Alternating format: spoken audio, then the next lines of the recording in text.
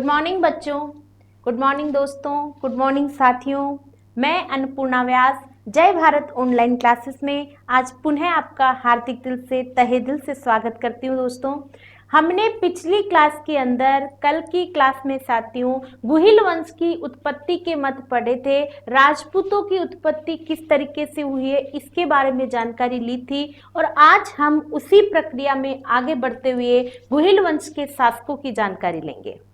तो साथियों, रोकर मुस्कुराने का मजा ही कुछ और है, रोकर मुस्कुराने का मजा ही कुछ और है, कुछ खोकर कुछ पाने का मजा ही कुछ और है। हार और जीत तो लगे ही रहते हैं जिंदगी में, पर हार कर जीतने का मजा ही कुछ और है। तो साथियों, हम इसी जोश के साथ शुरुआत करते हैं। आज मेवाड़ वंश के अंदर गुहिल वंश को हम पढ़ने जा रहे हैं। कल की क्लास में साथियों मैंने आपको बताया था कि गुहिल वंश की उत्पत्ति किस तरीके से हुई थी, कहाँ कहाँ से हमें जानकारियां मिली थी। तो दोस्तों, अबुल फजल मोनोतनैंसी और कर्नल जेम्स टोड ने गुहिलों की उत्पत्ति के क्या मत बताए थे कि किसी ने इसे मुस्लिम वंश से बताया है, किन्हीं ने इसे गुजरात के वल्लभीपुर नगर के शासक शिलादित्य और रानी पुष्पावती के वंशज बताया है। तो दोस्तों, हमें अलग अलग मतों को ध्यान में रखते हुए गुहिल वंश के शासकों की जानकारी लेनी है। तो आज हम चलते हैं गुहिल वंश की ओर। तो साथियों, इस गुहिल वंश के जो संस्थापक हैं, गुहिल वंश के संस्थापक जो कि आदि पुरुष कहलाते हैं, गुहिल वंश के मूल पुरुष कहलाते हैं। वो किस नाम से जाने जाते हैं साथियों? तो वह कहलाते हैं गुहिलोत,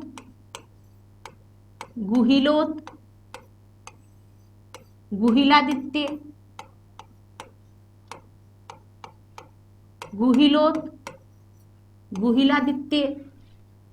ये गुहिलादित्य जिन्हें गुहिल कहा जाता है, इन्होंने ही गुहिल वंश की स्थापना करी है। तो गुहिलादित्य ने साथियों 566 ईस्वी के अंदर, 566 ईस्वी में मेवाड़ में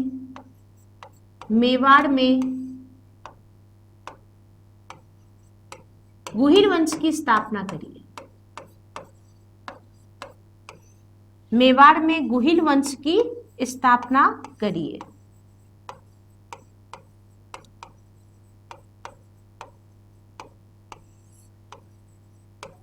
यहां तक दोस्तों जानकारी आप लोगों को अवेलेबल करवा दी थी मैंने कि गुहिल वंश की स्थापना गुहिलादित्य, गुहिलोत और गुहिल ने 566 ईस्वी के अंदर मेवाड़ में स्थापना करी थी। लेकिन दोस्तों, ये गुहिलादित्य कौन थे?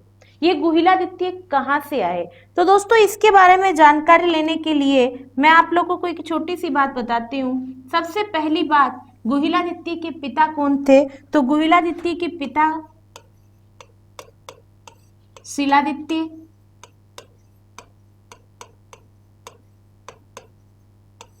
इनकी माता कमलावती, इनका लालन पालन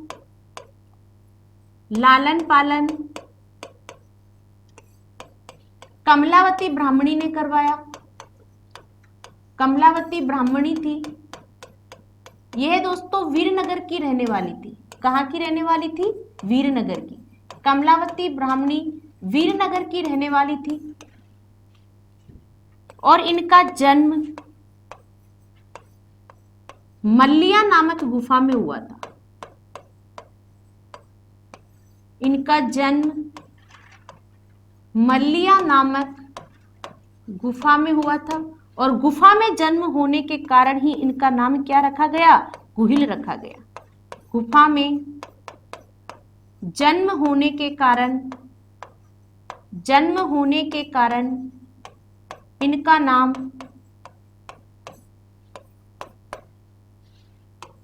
नाम गुहिल रखा गया। इनका नाम गुहिल रखा गया।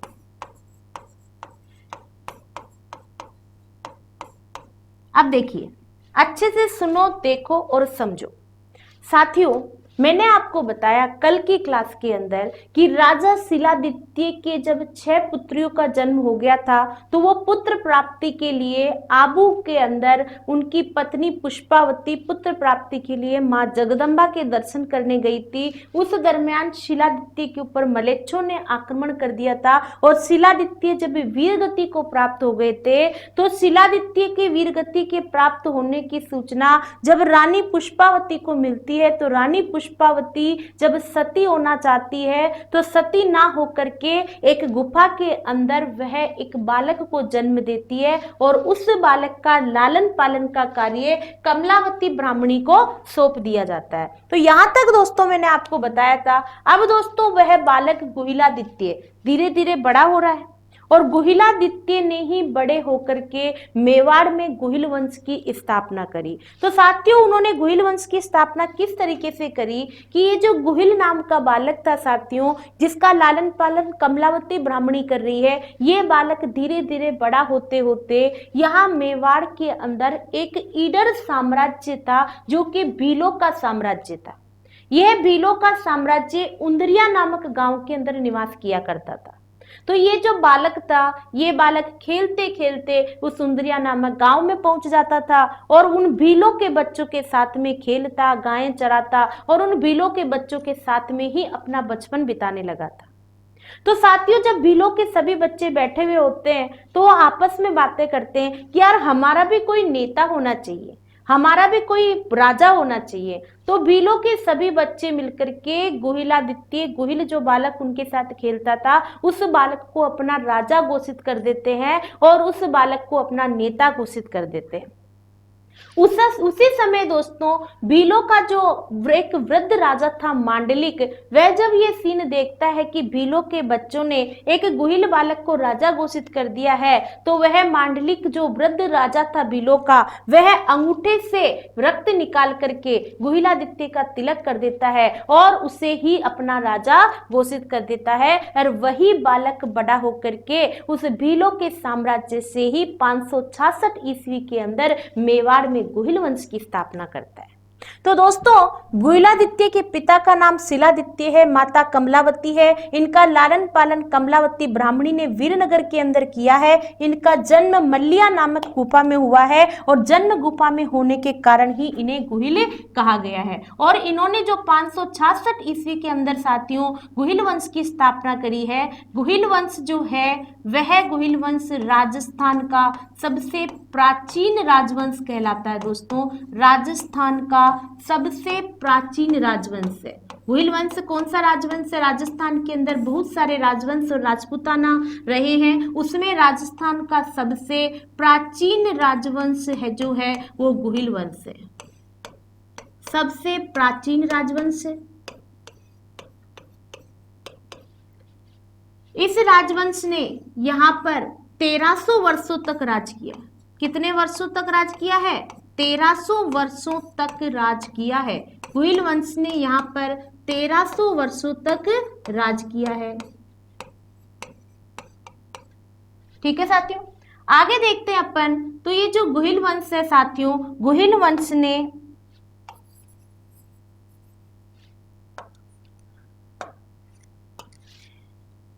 गुहिल वंश ने 1300 वर्षों तक राज किया। इस राजवंश के जो शासक हुए, इस राजवंश के जो महाराणा हुए दोस्तों, उन्होंने अपनी स्वतंत्रता बनाए रखने के लिए और अपने स्वतंत्रता और अपने सम्मान की रक्षा के लिए कभी भी उन्होंने मुगलों के आगे सर नहीं झुकाया और मुगलों के साथ वैवाहिक संबंध स्थापित नहीं किया। इसलिए इतिहास में मेवाड़ के जितने भी शासक हुए, मेवाड़ के महाराणा हुए, वो सूर्यवंशीय तथा हिंदुआ सूरज के नाम से जाने जाते हैं। तो दोस्तों यहाँ पर आप लिख सकते हैं कि मेवाड़ के शासकों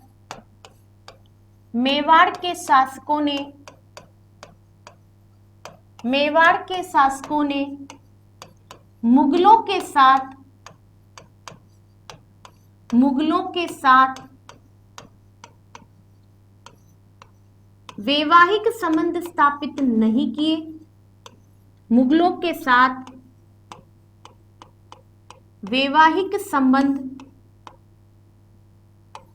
स्थापित नहीं किए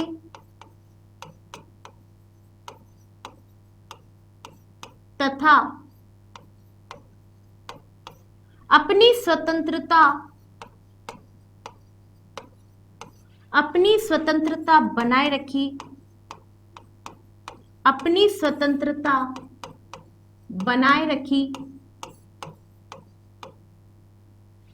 स्वतंत्रता बनाए रखी, इसलिए मेवाड़ के शासक इतिहास में हिंदुआ सूरज के नाम से जाने जाते हैं। बनाए रखी, इसलिए मेवाड़ के शासक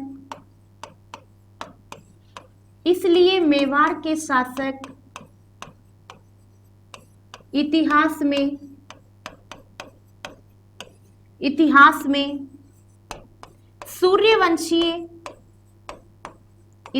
में सूर्यवंशीय तथा हिंदुआ सूरज के नाम से जाने जाते हैं। हिंदुआ सूरज कहलाए।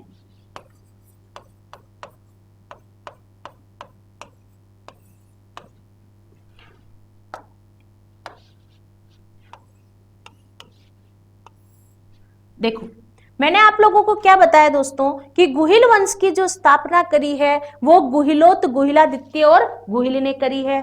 कब करी है साथियों? 566 ईस्वी के अंदर करी है। और ये जो गुहिलादित्य है, इनके पिता का नाम शिलादित्य, माता कमलावती, लालन पालन कमलावती ने किया। इनकी माता जो है साथियों वो पुष्पावती है।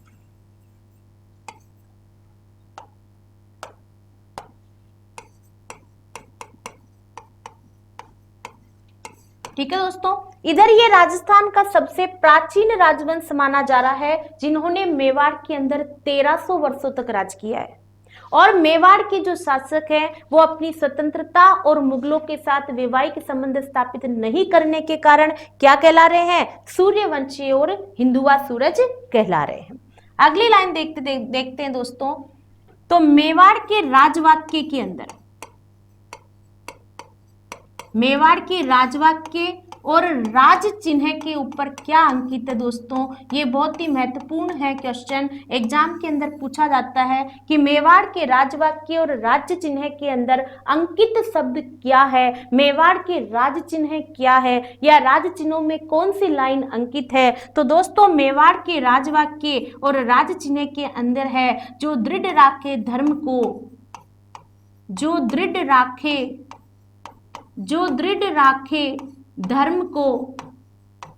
दृढ़ राखे धर्म को तिहि राखे करतार।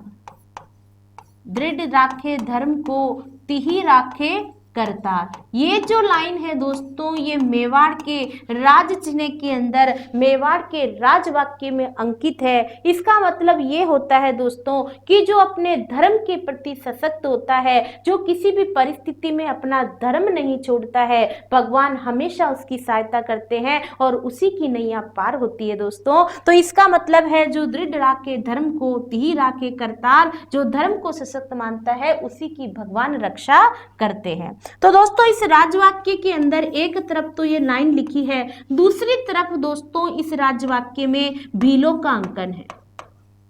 किसका अंकन है साथियों? भीलों का अंकन है। दूसरी तरफ भीलों का राज चिन्ह बना हुआ है, भील व्यक्ति बनाया हुआ दिखाया गया है। तो दोस्तों हमारे मेवाड़ के राज चिन्ह में भीलों का अंकन क्यों है? तो भीलों के अंकन के पीछे जो महत्वपूर्ण घटना है दोस्तों वो यही है कि यहाँ पर एक भीलों का ईडर साम्राज्य, भीलों का ईडर साम्राज्य उंदरिया नामक गांव से है।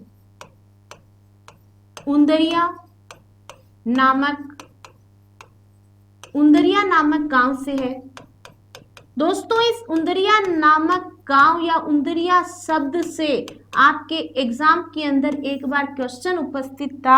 आप पुराने क्वेश्चन पेपर यदि देखते हैं तो पुराने क्वेश्चन पेपर के अंदर आपकी ये क्वेश्चन उपस्थित था कि उंदरिया पंथ का संबंध राजस्थान की किस जनजाति से है? और दोस्तों जब ये एग्जाम में क्वेश्चन आया तो इसका आंसर हमने बहुत सारी जगह सर्च किया गया। दोस्तों ये आंसर आपको बुक्स में नहीं मिलेगा। उंदरिया नामक गांव में जो भील साम्राज्य था, भील जनजाति थी, उस भील जनजाति का संबंध इस उंदरिया गांव से है और यहीं से उंदरिया पंथ है जिसे भील जनजाति ने चलाया था। तो दोस्तों ये ध्यान रखना है कि उंदरिया पंथ का संबंध राजस्थान की किस जनजाति से है, तो उंदरिया पंथ का संबंध राजस्थान की भील जनजाति से। दोस्तों ये जानकारी हमें मेवाड़ वंश से मिलती है। उंदरिया पंथ का संबंध किस जनजाति से है? भील जनजाति से है। तो दोस्तों ये जो ईडर साम्राज्य था यह उंदरिया नामक गांव से था और गुहिलादित्य खेलते खेलते यहीं पर आया था। यानी गुहिलादित्य का संबंध किस जाति से हो रहा है? भील जाति से हो रहा है। यानी गुहिलादित्य की जो सहयोगी जाति रही है वो कौन सी जाति रही है साथियों? तो गुहिलादित्य की सहयोगी जाति जो थी वह भील जनजाति थी, क्योंकि उसे राजा किसने बनाया था? भील जनजाति ने बनाया था। भील जनजाति थी इसकी सहयोगी जाति।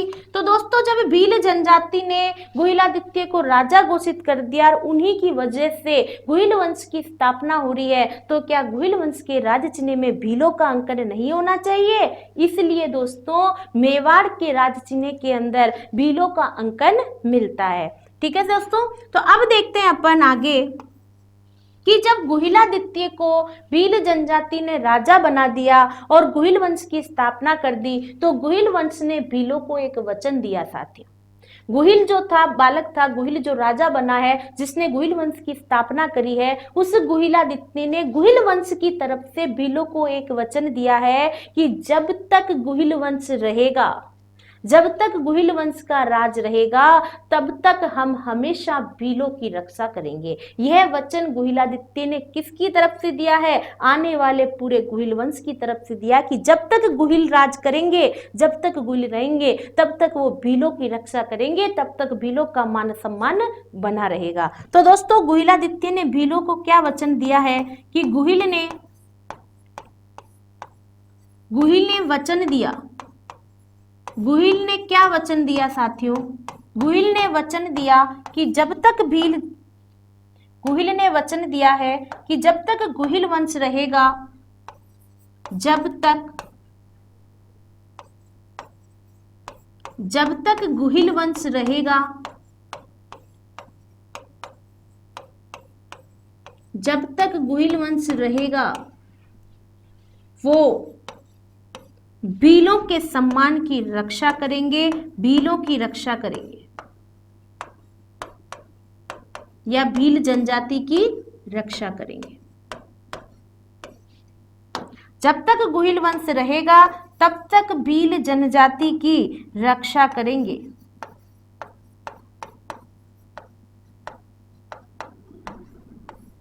ठीक है दोस्तों, तो यहाँ तक आपको समझ में आया कि गुहिलादित्य ने भीलों को वचन दिया है कि जब तक गुहिल वंश रहेगा वो भीलों की रक्षा करेंगे। तो अब क्या आगे आने वाले शासक भीलों की रक्षा करेंगे? आइए देखते हैं अपन। गुहिलादित्य के बारे में इससे ज्यादा हमें इतिहास में कहीं जानकारी नहीं मिलती है, तो एग्जाम की नजर से आपको इतना ही याद रखना है कि गुहिल वंश की स्थापना गुहिलादित्य ने करी है, 566 ईस्वी में करी है और उसकी सहयोगी जनजाति भील जनजाति है। एग्जाम की नजर से आपको इतना ही ध्यान रखना है। और गुहिल वंश ने 1300 वर्षों तक राज किया है और गुहिल के शासक हिंदुआ सूरज कहलाए हैं। और गुहिल के राजवाक्य के अंदर क्या शब्द अंकित है दोस्तों? दृढ़ राखे धर्म को तिहि राखे करतार। ये चीजें हमें ध्यान रखनी है। आगे देखते हैं अपन। तो गुहिलादित्य के बाद में जो शासक बनते हैं दोस्तों, तो गुहिलादित्य के बाद में एक राजा आते हैं नागादित्य। गुहिलादित्य के बाद में जो शासक आते हैं नागादित्य, इनके बारे में भी हमें इतिहास में ज्यादा जानकारी उपलब्ध नहीं हो पाती है। नागादित्य के बाद में दोस्तों शासक बनते हैं महेंद्र प्रथम। महेंद्र प्रथम के बारे में भी हमें कुछ विशेष जानकारियां नहीं मिलती है, लेकिन हमें यह नाम पता होना बहुत जरूरी है क्योंकि पिछले एग्जाम्स के अंदर इस तरीके का क्वेश्चन भी एग्जाम में उपस्थित था कि महेंद्र प्रथम शासक राजस्थान के किस राजवंश से संबंध रखते हैं। तो यदि किसी ऐसे पुराने शासकों के नाम जिनकी ज्यादा डिटेल नहीं हो और यदि उन शासकों के नाम यदि पूछ लिए जाए तो हमारा क्वेश्चन गलत नहीं होना चाहिए दोस्तों। इसलिए ये जानकारी हमें होना बहुत जरूरी है कि बीच में मध्य किन किन शासकों ने राज किया। तो नागादित्य और महेंद्र प्रथम भी मेवाड़ वंश में आते हैं, लेकिन इनकी ज्यादा जानकारी हमारे पास उपलब्ध नहीं हो पाती है। महेंद्र प्रथम के बाद में शासक बनते हैं शिलादित्य। शिलादित्य सेकंड, शिलादित्य तो पहले आ चुके हैं प्रथम। शिलादित्य सेकंड के बाद में शासक बनते हैं अपराजित, और अपराजित के बाद में शासक बनते हैं महेंद्र सेकंड, महेंद्र द्वितीय। दोस्तों यहां तक अपराजित तक हमें ज्यादा जानकारी नहीं मिलती है मेवाड़ के शासकों की, लेकिन जब महेंद्र द्वितीय मेवाड़ के शासक बनते हैं दोस्तों, गुहिल वंश के बाद में, गुहिल वंश की स्थापना में गुहिल के बाद में नागादित्य, महेंद्र प्रथम, शिलादित्य और अपराजित शासक बने, जिनकी हमें ज्यादा इतिहास में जानकारी अवेलेबल नहीं हो पाती है। लेकिन जो अगले शासक बनते हैं वो महेंद्र द्वितीय बनते हैं दोस्तों। ये जो महेंद्र द्वितीय बनते हैं साथियों, जैसे ही ये शासक बनते हैं महेंद्र द्वितीय, महेंद्र द्वितीय क्या करते हैं साथियों, भीलों से कर लेना प्रारंभ कर देते हैं। भीलों से कर वसूली करना प्रारंभ कर देते हैं। क्या प्रारंभ कर देते हैं? ये भीलों से कर वसूली करना प्रारंभ कर देते हैं। भीलों से कर वसूली करना प्रारंभ कर देते हैं। और जैसे ही दोस्तों ये भीलों से कर लेना प्रारंभ करते हैं तो क्या भील जनजाति को अच्छा लगेगा? भील जनजाति को अच्छा लगेगा, बुरा लगेगा? बुरा लगेगा। क्यों लगेगा साथियों बुरा? बुरा इसलिए लगेगा क्योंकि गुहिलादित्य ने, जिसने मेवाड़ वंश की स्थापना करी है, गुहिल वंश की स्थापना करी है, उसने भीलों को क्या वचन दिया था? उसने भीलों को वचन दिया था गुहिल ने कि जब तक गुहिल वंश रहेगा तब तक वो भीलों की रक्षा करेंगे। लेकिन दोस्तों महेंद्र द्वितीय तो भीलों से कर लेने लग गए, और जब वो कर देने की स्थिति में नहीं थे तो महेंद्र द्वितीय उनके ऊपर अत्याचार करने लग गए, उनके साथ में गलत व्यवहार करने लग गए। तो भील जनजाति चिढ़ेगी कि नहीं चिढ़ेगी? चिढ़ेगी। क्यों नहीं चिढ़ेगी? तो दोस्तों भील जनजाति ने चिढ़ करके, भील जनजाति जब इस बात से परेशान हो जाती है तो भील जनजाति महेंद्र द्वितीय के दुर्व्यवहार से, महेंद्र द्वितीय के व्यवहार से परेशान होकर, महेंद्र द्वितीय के व्यवहार से परेशान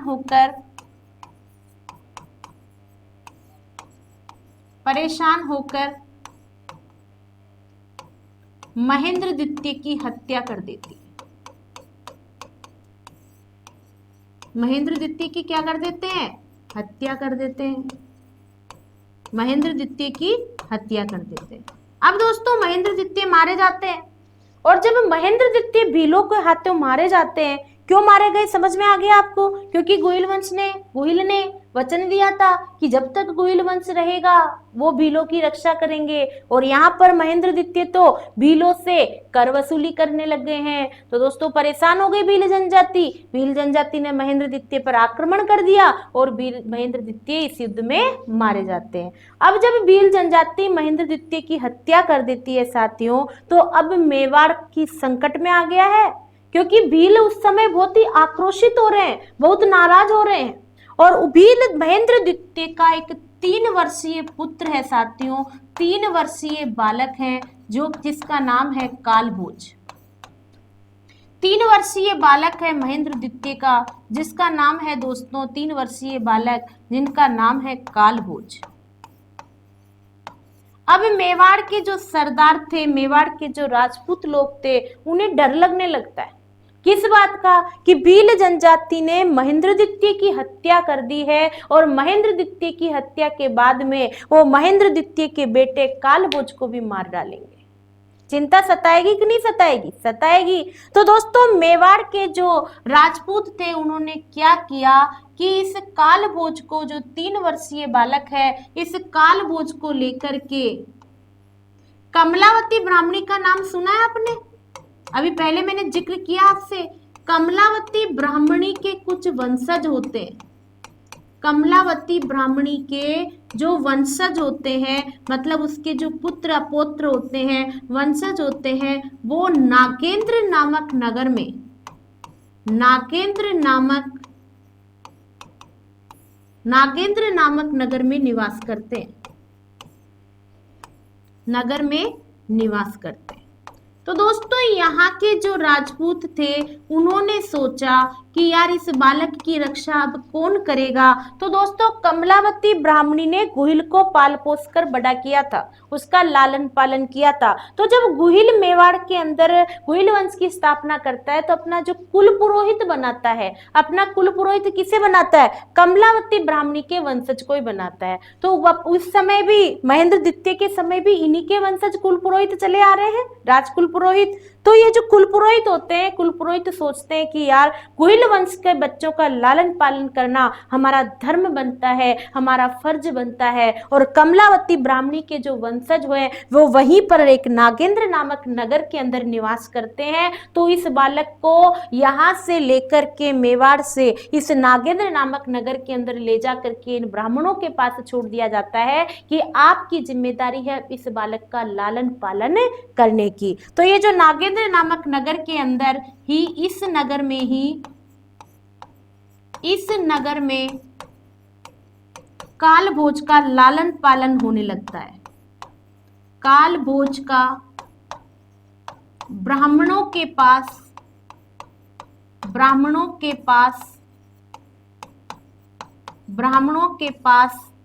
लालन पालन होता है।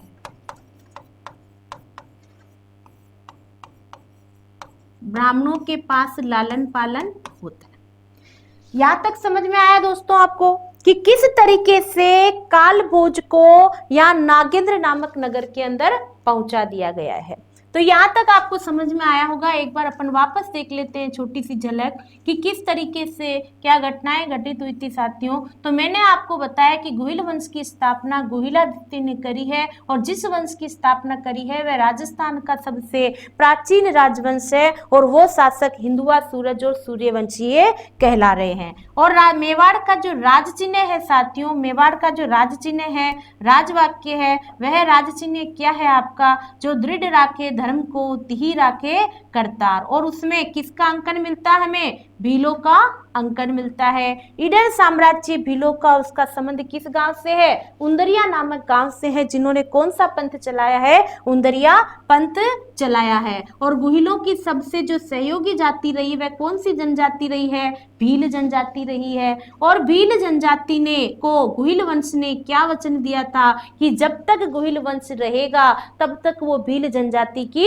रक्षा करेंगे। और गुहिलादित्य के बाद में शासक बनते हैं नागादित्य, महेंद्र प्रथम, शिलादित्य और अपराजित। और अपराजित के बाद में हमारे सामने शासक आते हैं महेंद्र द्वितीय। तो महेंद्र द्वितीय ने भीलों से क्या लेना प्रारंभ कर दिया था? कर लेना प्रारंभ कर दिया। महेंद्र द्वितीय की कौन हत्या कर देती है? भील जनजाति हत्या कर देती है। तब महेंद्र द्वितीय के 3 वर्षीय बालक काल भोज को नागेंद्र नामक नगर के अंदर जो ब्राह्मण निवास करते हैं, जो कि कमलावती ब्राह्मणी के वंशज है, उन्हें लाकर के वो बालक सौंप दिया जाता है। और अब उस बालक का लालन पालन कहाँ पर हो रहा है दोस्तों? नागेंद्र नामक नगर में है, जिसका नाम क्या है बालक का? काल भोज है। ठीक है साथियों, यहाँ तक आपको समझ में आया है। अपन आगे चलते हैं। तो इसके अंदर आगे देखेंगे, अगली हेडिंग डालिए दोस्तों, इस बालक का लालन पालन होकर के आगे क्या हुआ उसकी चर्चा अपन थोड़े से समय बाद करेंगे। उससे पहले आप एक हेडिंग डालें, बप्पा रावल काल भोज।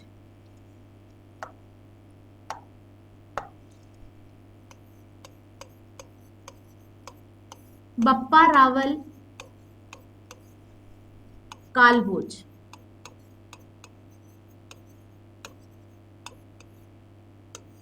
इनका शासनकाल लिख लीजिए आप लोग, 734 ईस्वी से 753 ईस्वी।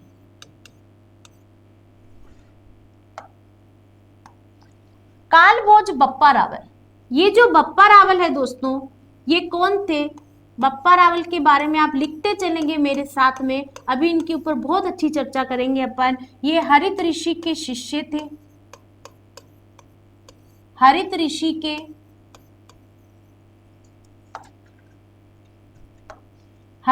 के शिष्य थे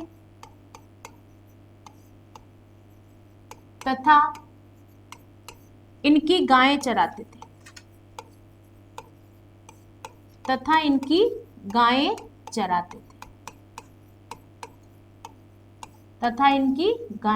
थे, किसके शिष्य थे? हरित ऋषि के शिष्य थे और इनकी गायें चराते थे। बप्पा रावल का मूल नाम क्या था दोस्तों? मूल नाम था कालभोज। बप्पा रावल दोस्तों इन्हें उपाधि मिली थी और हरित ऋषि ने ही ये उपाधि इन्हें दी थी। मूल नाम क्या था? कालभोज।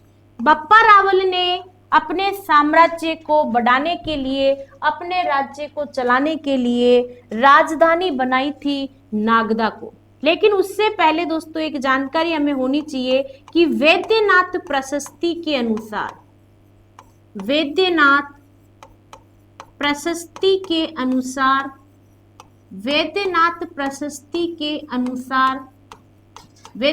प्रशस्ति हमें क्या जानकारी दे रही है कि वैद्यनाथ प्रशस्ति के अनुसार 734 ईस्वी में बप्पा रावल ने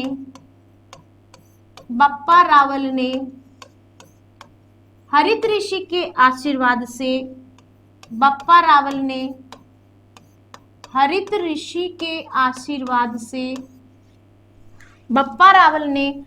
ऋषि के आशीर्वाद से मौर्य शासक मान को पराजित करके, मौर्य शासक मान को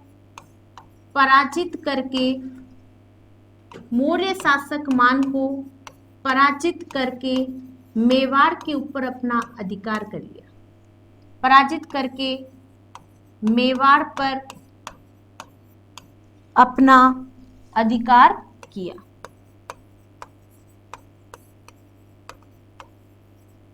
अब दोस्तों मेवाड़ के ऊपर मौर्य शासक मान का शासन था, तो दोस्तों इन्होंने मौर्य शासक मान को पराजित करके कहां पर अधिकार कर लिया? मेवाड़ पर अधिकार कर लिया। इसलिए दोस्तों बप्पा रावल मेवाड़ वंश के क्या कहला रहे हैं? मेवाड़ वंश के वास्तविक संस्थापक, मेवाड़ वंश व गुहिल राजवंश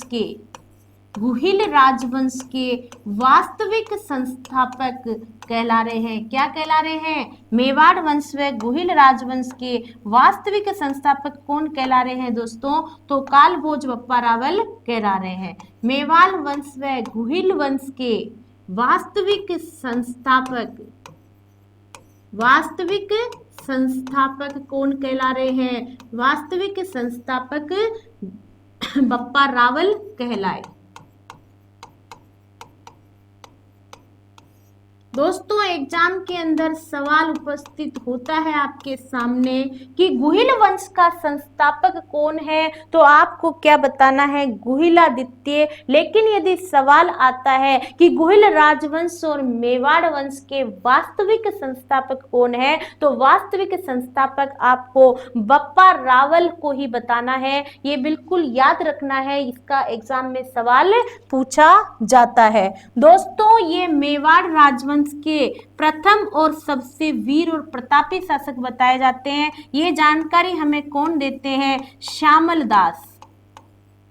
श्यामल दास दोस्तों एक इतिहासकार है जिनका संबंध राजस्थान के भीलवाड़ा जिले से है। श्यामल दास ने अपने इतिहासकार, अपने ग्रंथों में ये बात कही है कि बप्पा रावल मेवाड़ वंश का सबसे प्रतापी शासक था। सबसे पहला प्रतापी शासक कौन था दोस्तों? बप्पा रावल था। तो श्यामल दास के अनुसार बप्पा रावल श्यामल दास के अनुसार बप्पा रावल मेवाड़ का प्रतापी शासक, मेवाड़ का प्रतापी शासक, मेवाड़ का प्रतापी शासक रहा।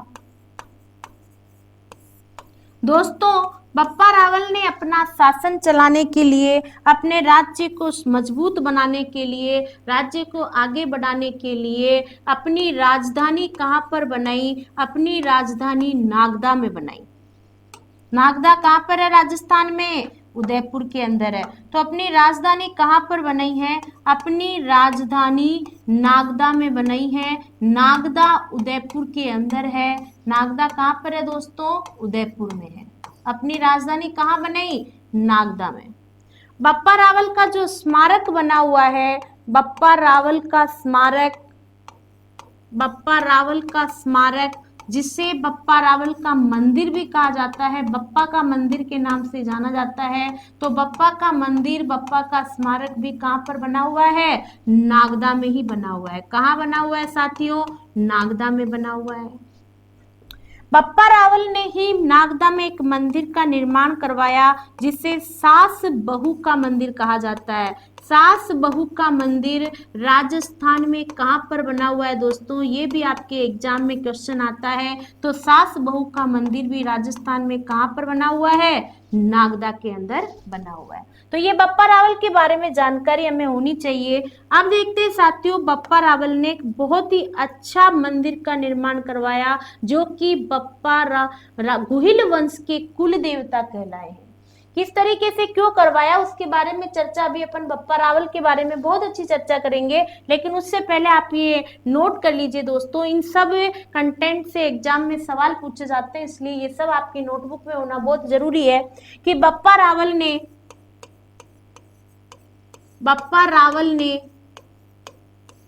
कैलाशपुरी गांव उदयपुर में, बप्पा रावल ने कैलाशपुरी गांव उदयपुर में, कैलाशपुरी गांव उदयपुर में, बप्पा रावल ने कैलाशपुरी गांव उदयपुर में एकलिंग नाथ जी के मंदिर का निर्माण करवाया। एकलिंग, उदयपुर में एकलिंग नाथ जी के मंदिर का, एकलिंग नाथ जी के मंदिर का निर्माण करवाया।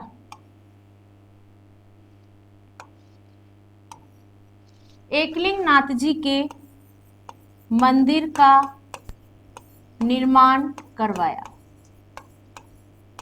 दोस्तों ये एकलिंग नाथ जी कौन थे? एकलिंग नाथ जी भगवान शंकर का ही अवतार माने जाते हैं। तो ये एकलिंग नाथ जी के मंदिर का जो निर्माण करवाया है, ये एकलिंग नाथ जी गुहिल राजवंश के कुल देवता कहलाए हैं। एकलिंग नाथ जी क्या कहला रहे हैं साथियों? एकलिंग नाथ जी गुहिल राजवंश के कुल देवता कहला रहे हैं। गुहिल राजवंश के कुल देवता, गुहिल राजवंश के क्या कहला रहे हैं? गुहिल राजवंश के कुल देवता कहला रहे हैं। गुहिल राजवंश के कुल देवता। और ये जो एकलिंग नाथ जी का मंदिर है कैलाशपुरी गांव के अंदर, ये पाशुपति संप्रदाय की प्रमुख पीठ कहलाती है।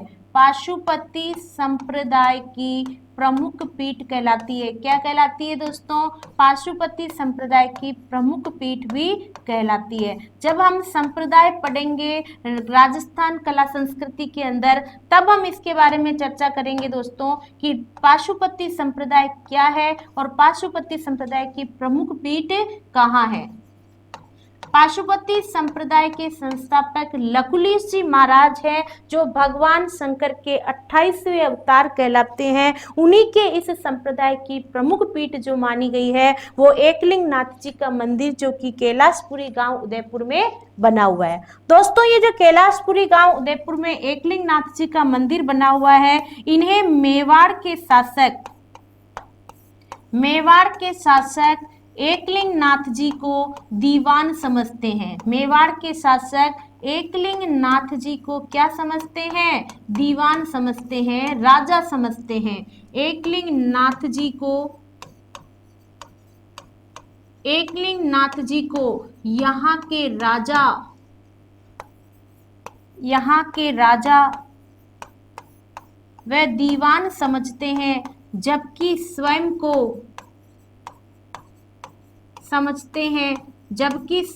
क्या समझते हैं?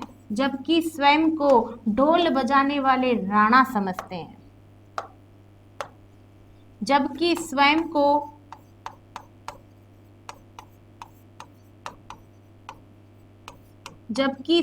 को ढोल बजाने वाले राणा समझते हैं, मतलब अपने आप को नीचा समझते हैं और एकलिंग नाथ जी को ही भगवान का दर्जा दिया है, राजा का दर्जा दिया है, जबकि स्वयं को ढोल बजाने वाले राणा समझते हैं।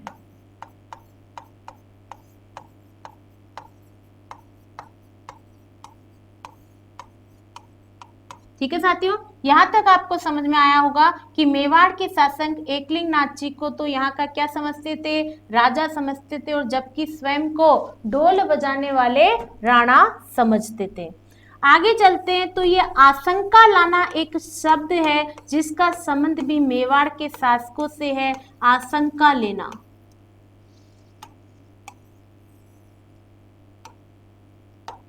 आशंका लेना एक शब्द है। आशंका लेना, आशंका लेना क्या होता है साथियों कि मेवाड़ के शासक, मेवाड़ के राजा जब कभी भी मेवाड़ राज्य से बाहर जाया करते थे। अभी दोस्तों आपके भी घर में बड़े बुजुर्ग होते हैं, वो अमरनाथ की यात्रा पे जाते हैं या केदारनाथ की यात्रा पर कहीं अपने राज्य से दूर जा रहे होते हैं अपने बच्चों से, परिवार से, तो वो क्या करते हैं दोस्तों, अपने जो कुल देवता होते हैं, जैसे अपने ग्रामीण क्षेत्रों में जो बाबा जुझार जी होते हैं या फिर आपके जो भी कुल देवता होते हैं, अपने इष्ट देवता होते हैं, उन्हें प्रणाम करके जाते कि भगवान हम जा रहे हैं तो हमारी रक्षा करना, हमारे साथ पधारना और हमारे पीछे से हमारे वंश की रक्षा करना। तो उसी तरीके से मेवाड़ के महाराणा भी जब किसी राज्य कार्य से या किसी भी कार्य से अपने राज्य से बाहर जाया करते थे तो वह भी दोस्तों एकलिंग नाथ जी के दर्शन करके जाया करते थे, एकलिंग नाथ जी से अनुमति लेते थे कि ये भगवान आपकी आज्ञा से ही मैं जा रहा हूं और आप मेरे साथ पधारना। तो इस चीज को आशंका लेना कहा जाता है। तो दोस्तों मेवाड़ के शासक या मेवाड़ के महाराणा जब कभी राज्य से बाहर जाते थे, जब कभी राज्य से बाहर जाते थे तो एकलिंग नाथ जी की अनुमति लेकर जाया करते थे।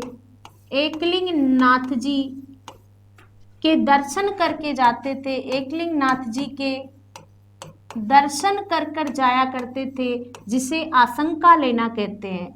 दर्शन करके जाते थे,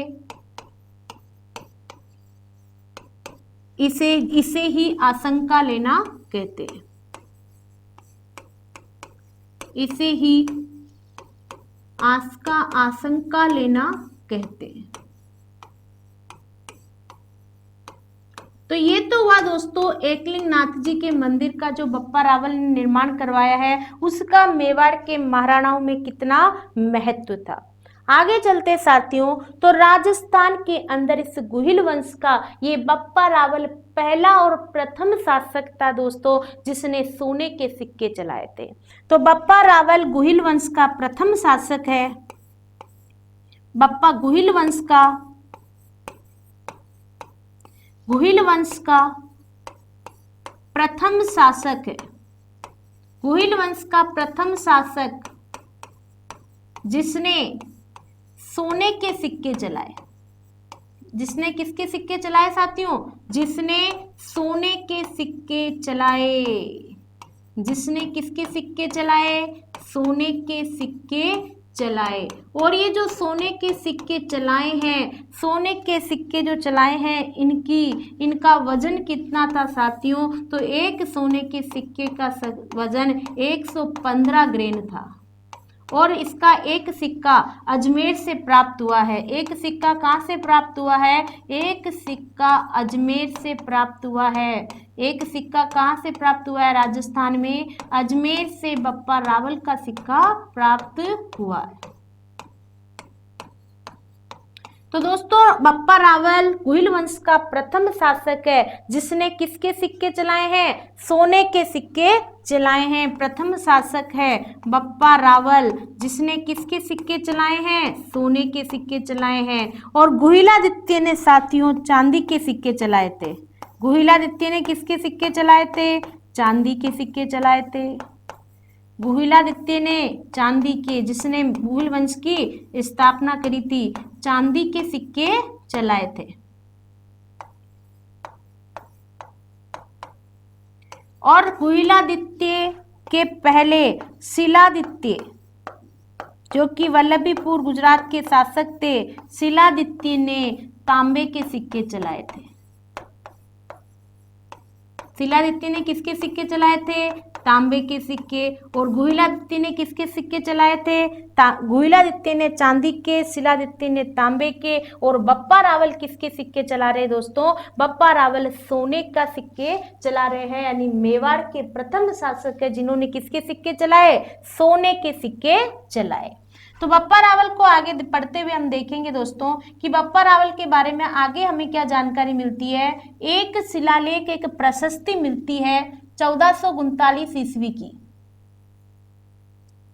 1439 ईस्वी की एक प्रशस्ति है, 1439 ईस्वी की रणकपुर प्रशस्ति।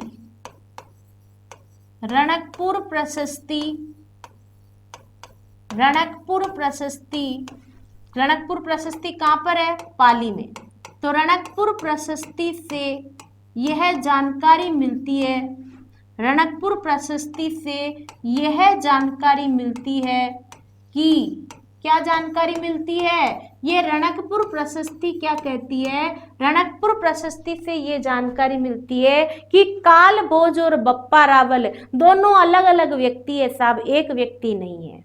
मैंने आपको क्या बताया ऊपर? बप्पा रावल अपन पढ़ रहे हैं जिनका मूल नाम क्या है? कालभोज, ठीक है। लेकिन ये प्रशस्ति से हमें ये जानकारी मिल रही है, इस प्रशस्ति के ऊपर ऐसा अंकित है कि जो मेवाड़ का शासक है बप्पा रावल वह एक अलग व्यक्ति है, और जो कालभोज है, जो मूल नाम बप्पा रावल का बताया जा रहा है, वो एक अलग व्यक्ति है। दोस्तों सवाल उपस्थित हो सकता है कि राजस्थान के किस शिलालेख से या किस प्रशस्ति से हमें ये जानकारी मिलती है कि बप्पा रावल और कालभोज अलग अलग व्यक्ति है? तो ये जानकारी हमें किससे मिलती है दोस्तों? रणकपुर प्रशस्ति पाली से मिलती है। कहां से मिलती है? रणकपुर प्रशस्ति पाली से हमें ये जानकारी मिलती है कि बप्पा रावल और कालभोज अलग अलग व्यक्ति हैं। बप्पा रावल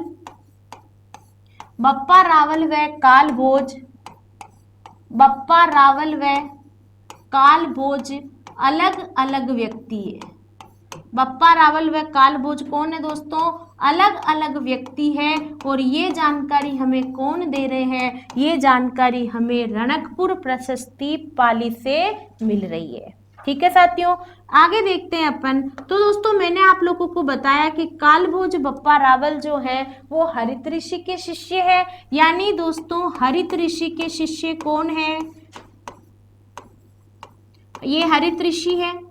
हरित ऋषि के शिष्य कौन है? कालभोज, बप्पा रावल। शिष्य है बप्पा रावल। अच्छे से देखो एक बार, हरित ऋषि के शिष्य है बप्पा रावल,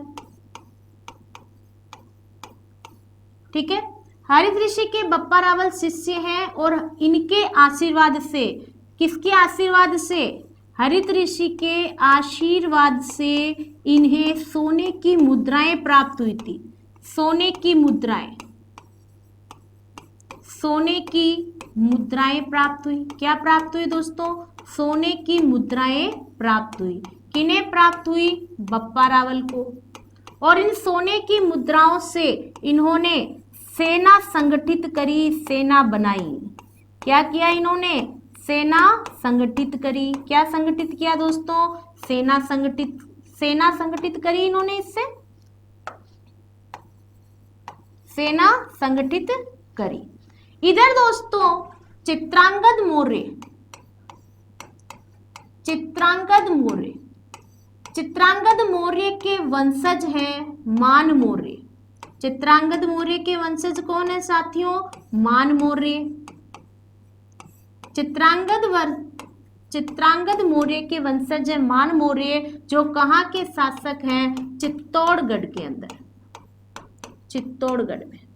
तो दोस्तों बप्पा रावल ने इस सेना के माध्यम से मान मौर्य के ऊपर आक्रमण कर दिया। आक्रमण कब किया? 734 ईस्वी में आक्रमण कर दिया, और इस आक्रमण में मान मौर्य क्या हो जाते हैं? पराजित हो जाते हैं। और इधर बप्पा रावल की क्या हो जाती है दोस्तों? विजय हो जाती है। और ये विजय किसके आशीर्वाद से हो रही है? हरित ऋषि के आशीर्वाद से, क्योंकि हरित ऋषि के आशीर्वाद से ही स्वर्ण मुद्राओं की प्राप्ति हुई थी। तो हरित ऋषि के आशीर्वाद से, मैंने ऊपर आपको एक लाइन लिखाई है दोस्तों कि 734 ईस्वी के अंदर हरित ऋषि के आशीर्वाद से बप्पा रावल ने मान मौर्य को पराजित करके चित्तौड़गढ़ के ऊपर अपना अधिकार कर लिया, मेवाड़ पर अपना अधिकार कर लिया। इसलिए बप्पा रावल मेवाड़ के क्या कहला रहे हैं? वास्तविक संस्थापक कहला रहे हैं। यहां तक साथियों आपको समझ में आया? अब मेरी कॉपी पेन को बिल्कुल रख दो और मेरी बात को बड़े ध्यान से सुनो, देखो और समझो। ठीक है साथियों, अपन चलते हैं। सबसे पहले ऊपर चलो आप मेरे साथ वापस, शुरू से देखते हैं अपन इसको। साथियों मैंने आपको बताया था कि कालभोज बप्पा रावल जो है वो 3 वर्ष के बालक हैं, जिन्हें कमलावती ब्राह्मणी के वंशजों को नागेंद्र नामक नगर में सौंप दिया गया है। अब दोस्तों वह बालक जो है नागेंद्र नामक नगर में धीरे धीरे बड़े हो रहे हैं। ठीक है, पिछली से जोड़ लिया अपन ने, कमलावती ब्राह्मणी के वंशज को जो सौंपा गया था उनको अपन ने जोड़ लिया है, और अब अपन अध्ययन कर रहे हैं। तो वह बालक दोस्तों धीरे धीरे बड़ा हो रहा है। अपने यहाँ पर भी कोई बालक लगातार बड़ा होता है तो अपने परिवार का हिस्सा बन जाता है, अपने घर के छोटे मोटे काम करने लग जाता है। तो वहां पर भी साथियों यही होता है कि बप्पा रावल 3 वर्ष से धीरे धीरे बड़े हो जाते हैं, और बड़े होते होते उन ब्राह्मणों के पास ही, उन ब्राह्मणों की जो गायें थी वो गायें चराने के लिए जाने लग जाते हैं। अब साथियों बप्पा रावल रोज उन ब्राह्मणों की गायें चराने जाते हैं। बहुत सारी गायें थी और बहुत सारी गायें दूध देती थी साथियों। अब बप्पा रावल रोज गायें चराने जाते हैं, रोज गायें चरा कर वापस आ जाते हैं। जब बप्पा रावल सारी गायें चरा कर ले आते हैं तो ऐसा क्रम चल रहा कई दिनों से। लेकिन दोस्तों एक घटना घटित होती है इस दौरान। क्या घटना घटित होती है कि क्या होता है कि उनमें 4-5 गायें जो थी वो दूध देने वाली थी। अब सुबह बप्पा रावल जब लेकर जाते थे तो ब्राह्मण सब गायों का दूध निकाल लेते थे, और शाम को जब बप्पा रावल लेकर आते थे तो वापस ब्राह्मण गायों का दूध निकालेंगे, क्योंकि गाय तो दोनों समय दूध देती है। अब जब वो ब्राह्मण गाय का दूध निकालते हैं तो क्या देखते हैं कि उन गायों के अंदर एक गाय ऐसी है जो सुबह तो अच्छा दूध देती है लेकिन शाम को उसके थन में दूध नहीं होता है। इस बात को सोचते हैं ब्राह्मण, 1-2 दिन तो इग्नोर करते हैं, लेकिन जब ये घटना रोज घटित होने लगती है तो वो सारे ब्राह्मण आपस में बातें करते कि यार ऐसा लगता है कि ये जो बप्पा है ना ये रोज गायें चराने जाता है, और ऐसा लगता है कि ये भूख लगती है जो इस गाय का दूध ये रास्ते में ही पी जाता है। इस तरीके की वो सब चर्चा करते हैं। और दोस्तों जब वो ये बातें कर रहे होते हैं तो इन बातों को बप्पा रावल सुन लेता है, और जैसे ही बप्पा इन बातों को सुनता है तो बप्पा को अच्छा नहीं लगता है, बप्पा को बुरा लगता है कि यार मैं तो एक तो गाय चराने जाता हूँ, मैं दूध भी नहीं पीता हूँ, फिर भी ये लोग मेरे बारे में ऐसी बातें कर रहे हैं। लेकिन बप्पा रावल उन्हें कुछ नहीं कहता है। साथियों जीवन में हमेशा याद रखना है कि कभी भी किसी को जवाब देना है तो बिना बोले दो। यदि आप किसी को बोलकर जवाब देते हो, यानी अगर आप सही हो तो बिना बोले जवाब दो, बहुत जल्दी उन्हें समझ में आ जाएगा।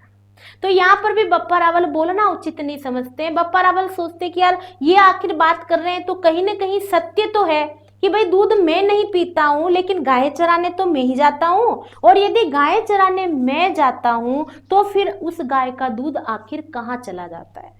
तो बप्पा रावल क्या करता है, अगले दिन जब बप्पा रावल गाय चराने जाता है तो साहब पूरे दिन उस गाय पर नजर रखता है, और जब वापस लौट रहे होते तब भी नजर रखता है, तब तक गाय के थन में दूध होता है।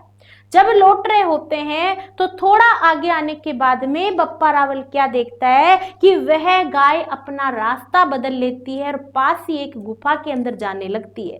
तो बप्पा रावल भी उस गाय का पीछा करते करते उस गुफा में चला जाता है, और जब उस गुफा में जाता है तो क्या देखता है साथियों कि वहां पर गुफा में एक कोने में एक झाड़ जहां पर घास फूस रखी हुई है, उस घास फूस के ऊपर जाकर के वह गाय अपने दूध की धार छोड़ देती है।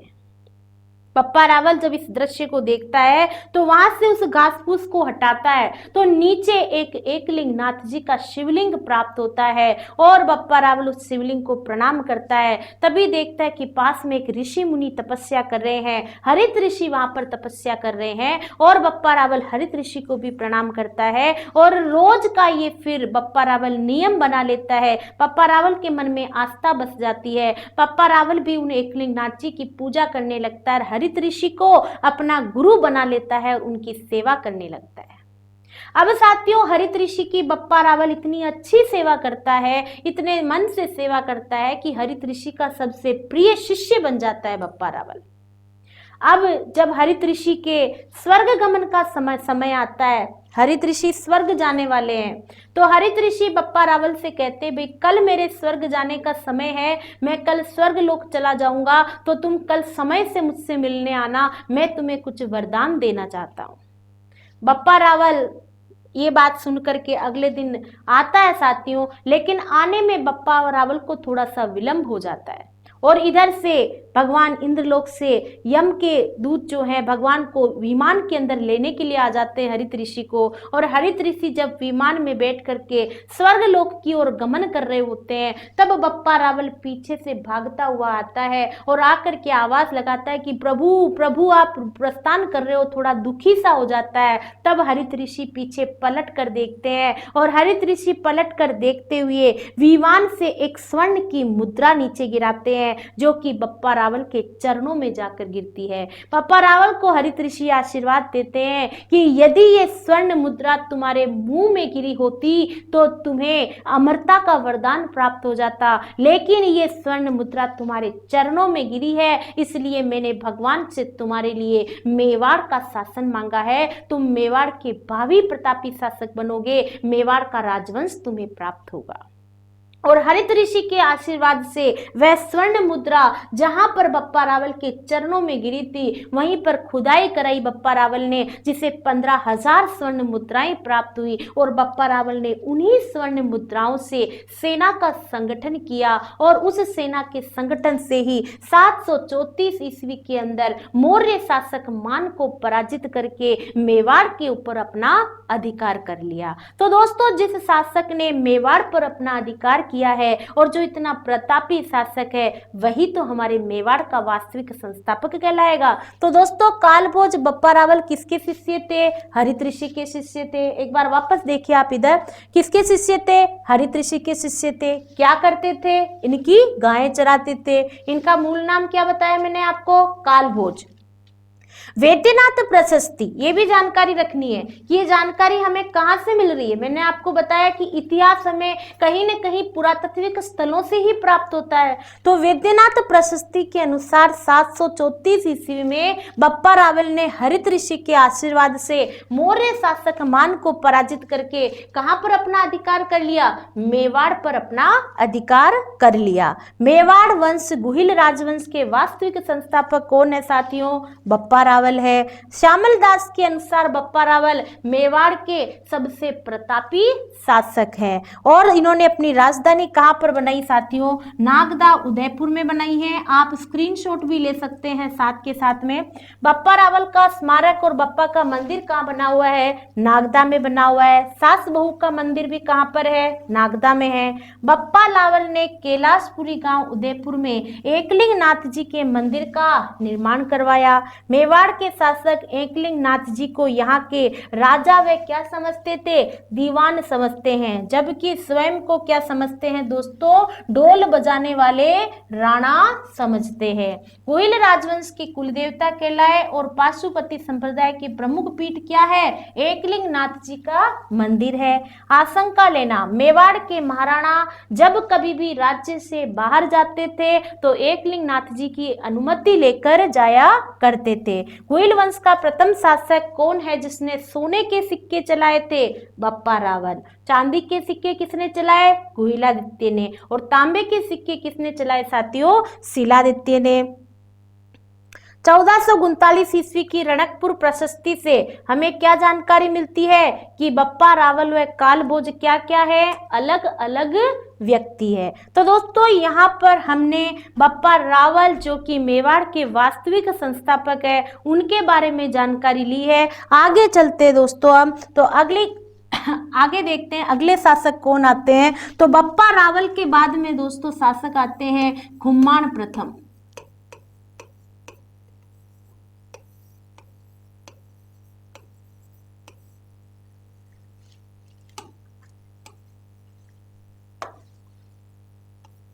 खुम्मान प्रथम, और खुम्मान प्रथम के बाद में शासक आते हैं भृतभट्ट, और भृतभट्ट के बाद में शासक आते हैं दोस्तों अल्लट।